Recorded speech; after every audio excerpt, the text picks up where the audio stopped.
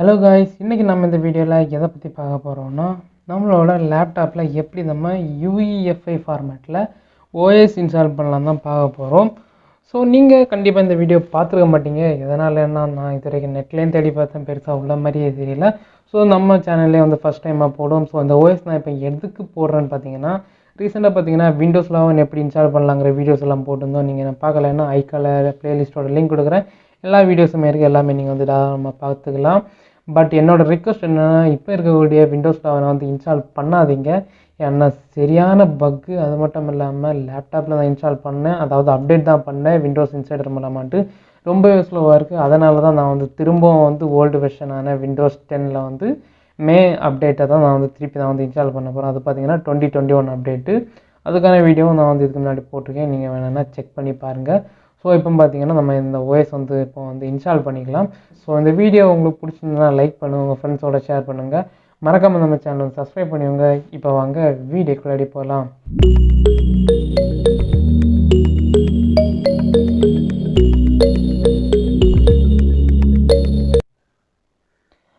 First of all பார்த்தீங்கன்னா நான் வந்து பென்ட்ரைவ் தான் வந்து ஆல்ரெடி கனெக்ட் பண்ணிட்டு, இங்கே பார்த்தீங்கன்னா பென்ட்ரைவ் வந்து நான் கனெக்ட் பண்ணி வச்சுருக்கேன்.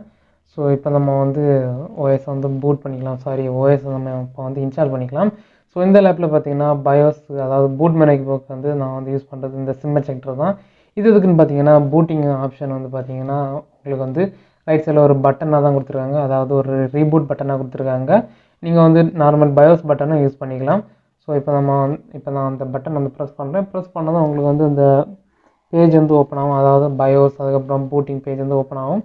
ஸோ இப்போ நான் வந்து ப்ரெஸ் பண்ணிவிட்டேன். இப்போ பார்த்தீங்கன்னா லேப்டாப் வந்து ஆன் ஆகும். எப்போவுமே பார்த்தீங்கன்னா ஓஎஸ் இன்ஸ்டால் பண்ணுற டைம் வந்து லேப்டாப்பில் வந்து சார்ஜரை வந்து கனெக்ட் பண்ணி வச்சுக்கோங்க. இப்போ பார்த்தீங்கன்னா இந்த மாதிரி வந்துச்சுருக்கு. ஸோ இதில் வந்து கீபோர்ட் லைட் ப்ராப்ளம் இருக்குது. ஸோ இப்போ வந்து பூட் மெனு அதில் போய்ட்டு என்ட்ரு அடிச்சுக்கோங்க. என்ட்ரு அடிச்சதும் சம்டைம்ஸ் உங்களுக்கு வரும். இங்கே பார்த்தீங்கன்னா வந்துடுச்சு. இது பார்த்தீங்கன்னா யூஇஎஃப்ஐ ஃபார்மேட்டில் வந்து ஓஎஸ் இன்ஸ்டால் பண்ணுறது. நார்மல் ஃபார்மேட்னால் வந்து இந்த மாதிரி ஆப்ஷன்ஸ் எதுவுமே வராது. ஃபஸ்ட்டு இருக்க 3 ஆப்ஷன் மட்டும்தான் வரும், அதாவது ஹார்ட் டிஸ்க், அதுக்கப்புறம் வந்து ஏபிஐ அந்த இது, அது பார்த்தீங்கன்னா சிடி ட்ரைவ், அது கீழே இருக்கிறது டோஷிபா என்னோட பென் ட்ரைவ். அதாவது அந்த 3 தான் வரும். நான் இப்போ வந்து செக்யூர் பூட்டு யூஇஎஃப்ஐ எல்லாமே எனேபிள் பண்ணியிருக்கோம். அதுக்கான வீடியோஸும் அந்த விண்டோஸ் 11 ப்ளேலிஸ்ட்டில் இருக்குது, அதை நீங்கள் வந்து பார்த்துக்கோங்க. நான் இப்போ இதை வந்து கொடுத்துட்டேன். ஏதாச்சும் எரர் வருதாங்கிறத பார்ப்போம். ஏன்னா இதுக்கு முன்னாடி ட்ரை பண்ண டைம் வந்து ஒரு எரர் வந்துச்சு. ஸோ அந்த எரர் வந்துச்சுன்னா அதை நம்ம எப்படி சரி பண்ணலாங்கிறத பார்ப்போம். ஸோ இப்போ அது வந்து ஃபுல்லாக வந்து பார்க்கலாம். எதனாலன்னா இது வந்து யூஎஃப்ஐ ஃபார்மேட்டு. மோஸ்ட்லி எல்லாமே பார்த்தீங்கன்னா லீகசியில் தான் வந்து ஓஎஸ் போடுவாங்க. யூஎஃப்ஐ ஃபார்மேட்டில் போடுறதுல ஒரு சில சேஞ்சஸ் நம்ம வந்து பண்ண வேண்டியது இருக்கும். பண்ணி போட்டால் தான் ஓஎஸ் வந்து இன்ஸ்டால் ஆகிற மாதிரியெல்லாம் ஆப்ஷன்ஸ் இருக்குது. ஸோ இப்போ அது என்னெல்லாம் சேஞ்சஸுங்கிறதையும் நம்ம வந்து பார்த்துக்கலாம். ஸோ வந்து ஸ்கிப் பண்ணாமல் கடைசி வரைக்கும் பாருங்கள். இப்போ இதில் பார்த்தீங்கன்னா லினோவான்னு போட்டு கீழே வந்து ஒரு ரொட்டேஷன் இருக்குது, அதாவது லோட் ஆகுது. இது பார்த்தீங்கன்னா யூஎஃப்ஐ ஃபார்மேட்டில் நீங்கள் வந்து செக்யூர் பூட் எனேபிள் பண்ணியிருந்தால் மட்டும்தான் இந்த மாதிரி லோட் ஆகும். வேறு எந்த லீகசியில் பார்த்தீங்கன்னா இந்த மாதிரி லோடே ஆகாது, டைரெக்டாக வந்து விண்டோஸ் லோட் ஆகிட்டு போயிடும். இப்போ பார்த்தீங்கன்னா திரும்பவும் லோட் ஆகிட்டுருக்கு.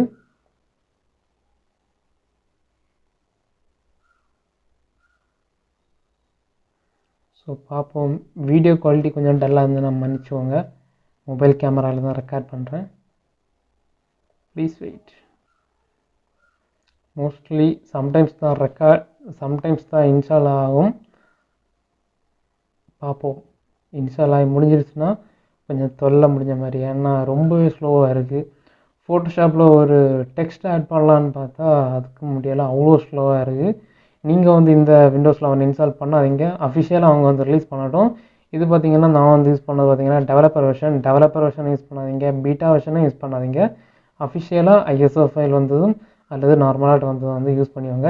இங்கே பார்த்தீங்கன்னா ஓஎஸை இன்ஸ்டால் பண்ணால் கொடுத்தா அது டேரெக்டாக வந்து ஓஎஸ் வந்து ஓப்பன் ஆகுது, அதாவது விண்டோஸ் 11 ஆல்ரெடி வச்சுருந்த விண்டோஸ் 11 வந்து ஓப்பன் ஆகுது.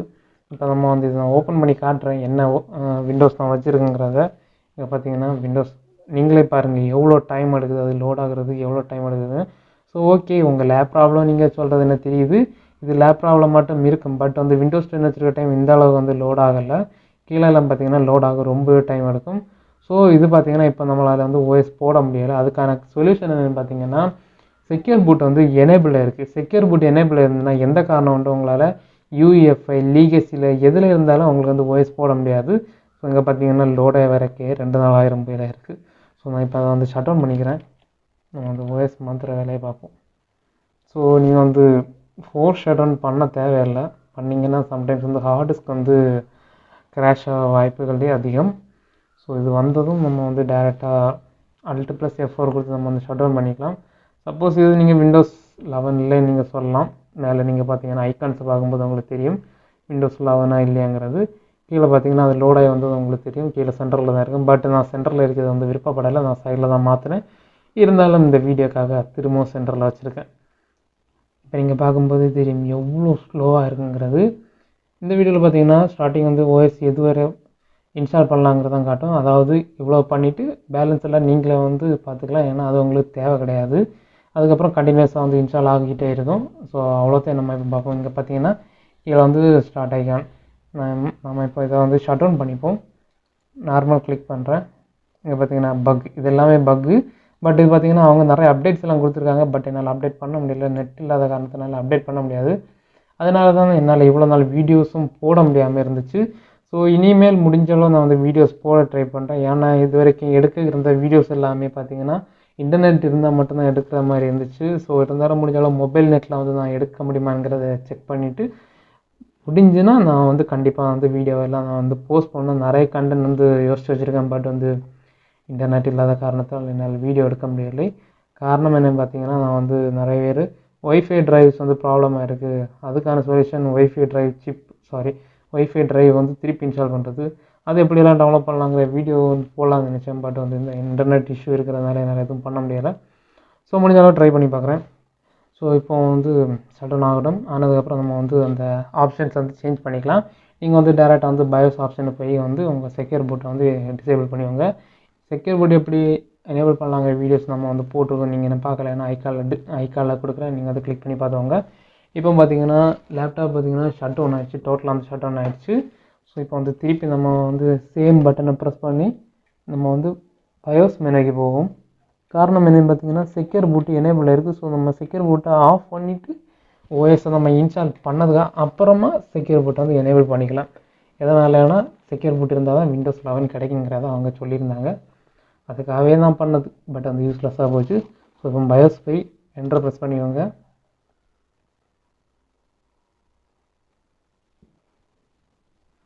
இங்கே பார்த்தீங்கன்னா தெரியும் செக்யூர் பூட் வந்து எனேபிளாக தான் இருக்குது. ஸோ இப்போ நம்ம இதை வந்து டிசேபிள் பண்ணணுன்னா டேரெக்டாக வந்து செக்யூரிட்டி போங்க. செக்யூரிட்டி போனதும் இங்கே பார்த்தீங்கன்னா செக்யூர் பூட்டு எனேபிள் இருக்கும். அதை மட்டும் நீங்கள் வந்து டிசேபிள் பண்ணாலே போதும். நிறைய பேர் பார்த்தீங்கன்னா இந்த ஏஎம்டியில் டிபிஎம் எப்படி எனேபிள் பண்ணாங்க தெரியாத இருந்தாங்க.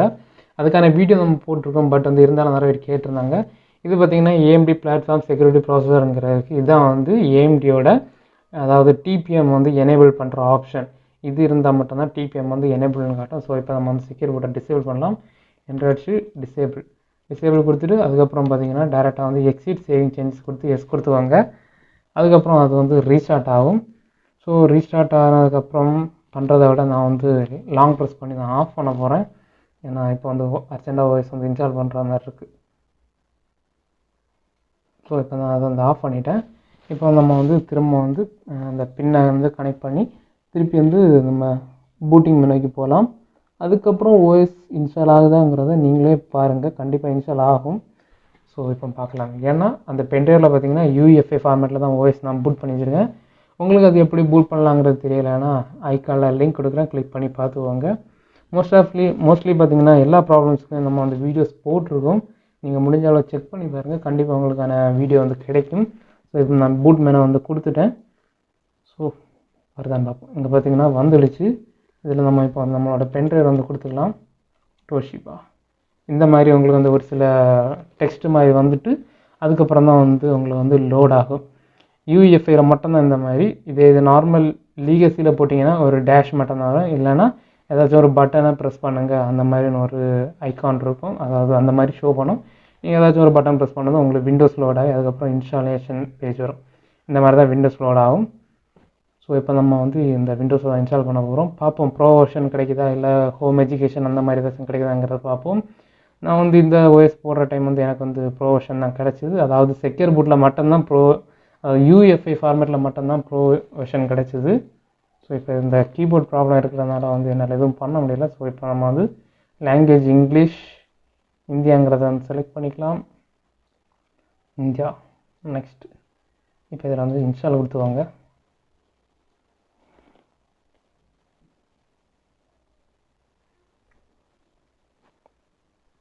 இது இவ்வளோ தான் நம்ம வந்து யூஎஃப்ஐக்கும் ஸ்டார்டிங் அந்த கமெண்ட்ஸ் மாதிரி வர்றது மட்டும்தான் யூஎஃப்ஐயும் லீகசியும் உள்ள டிஃப்ரென்ஸு. மற்றபடி எதுவுமே வந்து சேஞ்சஸ் கிடையாது. I do not have a product key. But நான் இவ்வளோ நாள் ஓஎஸ் போட்டதில் எனக்கு இந்த மாதிரி பெருசாக வந்தது கிடையாது. ஸோ இது ரொம்பவே பெருசாக இருக்குது. ஸோ இப்போ நம்மளுக்கு வந்து விண்டோஸ் 10ல் வந்து ப்ரோ வெர்ஷன் 64 பிட் இருக்குது, 9/4/2021 உள்ளது. ஸோ இப்போ நெக்ஸ்ட்டு கொடுத்துக்கலாம். ஸோ இப்போ இதில் வந்து ஐ அக்செப்ட் த லைசன்ஸ் கொடுத்துட்டு நெக்ஸ்ட்டு கொடுத்துக்கிறேன். ஸோ இதில் வந்து கஸ்டம், இதில் வந்து இதில் ஓஎஸ் இருக்கோ அதை நீங்கள் வந்து ஃபார்மேட் பண்ணுற மாதிரி இருக்கும். ஃபஸ்ட்டு ப்ரைமரியில் இருக்கிறது தான் ஓஎஸ்ஸு. அது எதனால பார்த்தீங்கன்னா அதில் தான் வந்து 145 GB இருக்குது, பேலன்ஸில் எல்லாமே 300 மேலே GB இருக்குது. ஸோ இப்போ நம்ம அதை வந்து ஃபார்மேட் பண்ணிவிட்டு ஓகே கொடுத்துருவாங்க. எதனால் ஃபார்மேட் பண்ணுறோன்னா பழைய ஓஎஸ் வந்து ஆல்ரெடி அதில் இருக்கும். அதனால் சம்டைம்ஸ் வந்து க்ராஷ் ஆக சான்சஸ் இருக்குது. ஸோ அதனால் தான் ஃபார்மேட் பண்ணுறேன். நீங்கள் வந்து இதை இன்ஸ்டால் பண்ணதுக்கப்புறம் நீங்கள் வந்து அதை டெலிட் பண்ணிக்கலாம். இப்போ நம்ம நெக்ஸ்ட்டு கொடுத்துக்கலாம். ஸோ ஃப்ரெண்ட்ஸ், இவ்வளோ தான் நம்ம இந்த இன்ஸ்டாலேஷன். இதுக்கப்புறம் பார்த்தீங்கன்னா இது எல்லாமே டோட்டலாக வந்து இன்ஸ்டால் ஆகும். இது மட்டும் வந்து கொஞ்சம் டைம் எடுக்கும் 100% ஆகிறதுக்கு. அதுக்கப்புறம் பார்த்தீங்கன்னா நார்மலாகிட்டு ஒரு விண்டோஸ் நம்ம எப்படி இன்ஸ்டால் பண்ணிவிட்டு செட்டப் எல்லாம் பண்ணுவோமோ அவ்வளோதான் அதில் பண்ணணும். ஸோ ஃப்ரெண்ட்ஸ், இதுதான் நம்ம வந்து யூஎஃப்ஐ ஃபார்மேட்டில் ஓஎஸ் இன்ஸ்டால் பண்ணுறது. இந்த வீடியோ உங்களுக்கு பிடிச்சிருந்து நினைக்கிறேன். பிடிச்சிருந்தா லைக் பண்ணுங்கள். வேறு ஏதாச்சும் வீடியோஸ் வேணும்னா கீழே கமெண்ட் செக்ஷனில் கமெண்ட் பண்ணுங்கள். மறக்காமல் நம்ம சேனல் வந்து சப்ஸ்கிரைப் பண்ணுங்கள். தேங்க்ஸ் ஃபார் வாட்சிங். பாய் பாய். நெக்ஸ்ட் வீடியோவில் பார்க்கலாம்.